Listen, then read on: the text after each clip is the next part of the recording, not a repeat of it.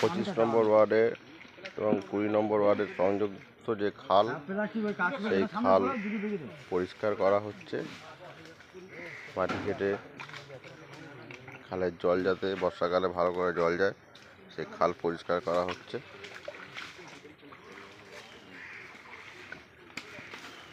নেতৃত্বে 26 নম্বর ওয়ার্ডের কাউন্সিলর মন্ডল এবং তাপস চক্রবর্তী দুজনাই উপস্থিত রয়েছেন।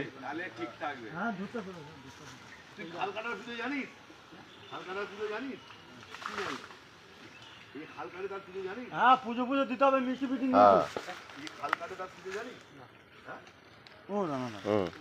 না নিয়ে আসা হচ্ছে, সব নিয়ে আসা হবে।